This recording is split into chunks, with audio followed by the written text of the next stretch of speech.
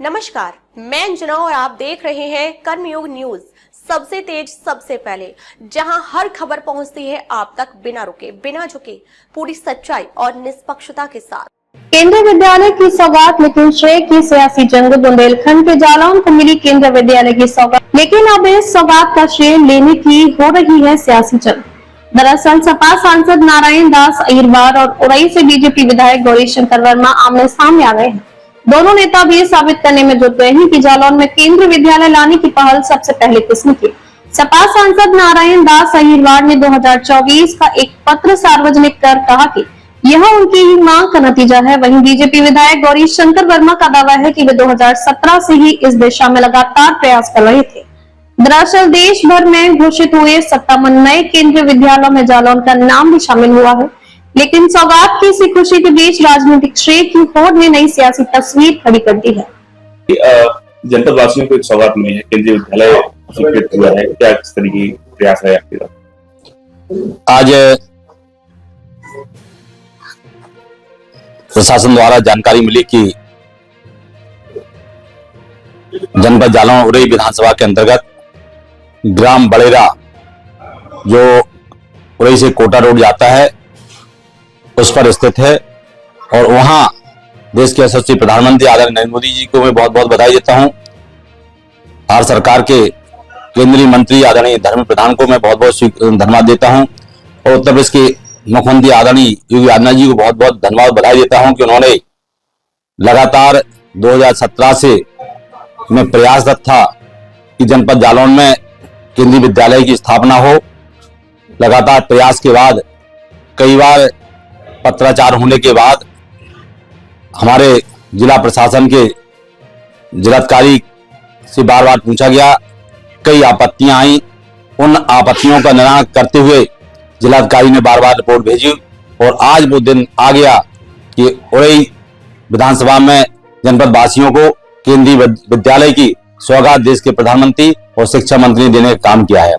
मैं निश्चित रूप से जनपद जालौन की जनता को बहुत बहुत शुभकामनाएं, बधाई देता हूं कि इस केंद्रीय विद्यालय के माध्यम से हमारे जो छात्र पढ़ेंगे निश्चित रूप से।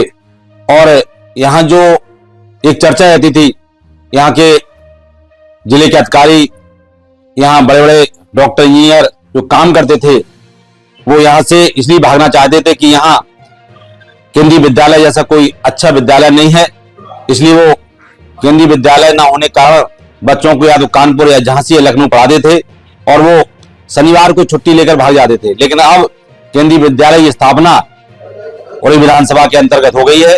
निश्चित रूप से मैं प्रशासन से प्रार्थना करूंगा कि बहुत शीघ्र इस विद्यालय की नींव रखी जाए और कहीं ना कहीं इस विद्यालय को शुभारंभ करने के लिए कोई प्राइवेट स्थान या प्राइवेट विद्यालय में इसको शुरुआत की जाए।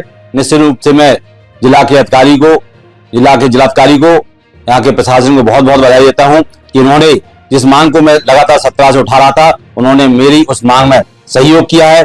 मैं अपने सभी पत्रकार साथियों से निवेदन करता हूँ, प्रार्थना करता हूँ कि इस आज की सौगात को हम सब जनपदवासी खुशी की सौगात है। निश्चित रूप से मैं बहुत बहुत बधाई देता हूँ। धन्यवाद। उत्पन्न हुआ है सेंट्रल स्कूल के लिए, विधायक जी कह रहे हैं कि हमने करवाया है, आप कह रहे हैं कि हमने लेटर परसू करा है, उसके कारण देखो, सदन में भी आप लोगों ने सुना होगा कि हमने बराबर केंद्रीय विद्यालय के लिए अपनी मांग रखी है और हमने माननीय शिक्षा मंत्री जी को भी लेटर द्वारा अवगत कराया और कई बार उनसे निवेदन किया कि हमारा बुंदेलखंड क्षेत्र बहुत पिछड़ा क्षेत्र है। अगर वहाँ केंद्रीय विद्यालय चाहे ब्लॉक स्तर पर, तहसील स्तर पर, जिला स्तर पर खुल जाएंगे तो जो बच्चे हैं, होनहार बच्चे हैं, वो अच्छी शिक्षा के कारण पढ़ने आगे नहीं पढ़ पाते, शिक्षा से वंचित हो जाते हैं। अगर विद्यालय खुल जाएंगे तो हमारे बच्चे जो बाहर नहीं भटकना पड़ेंगे, वो शिक्षा मिल जाएगी। तो उन्हीं का अथक प्रयास से और हमारे डीएम साहब ने भी बड़ा सहयोग किया है, उनके प्रयास से हमें केंद्रीय विद्यालय मिला है। अब क्योंकि देखो, ये राज्य सरकार का मामला नहीं, ये केंद्र सरकार का मामला है।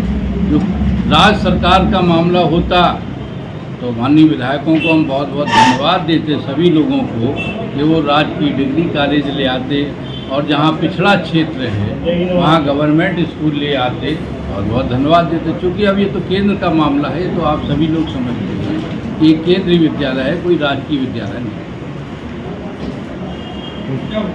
अगर आप चाहते हैं अपने जिले और बुंदेलखंड की हर ताजा खबर सबसे पहले, तो कर्मयोग न्यूज नेटवर्क के पेज को लाइक करें, फॉलो करें और सब्सक्राइब करना ना भूलें। बेल आइकन जरूर दबाएं ताकि हर अपडेट तुरंत मिले। और अगर आप हमें फेसबुक या इंस्टाग्राम पर देख रहे हैं तो फॉलो करें और कमेंट में अपनी राय जरूर साझा करें। धन्यवाद।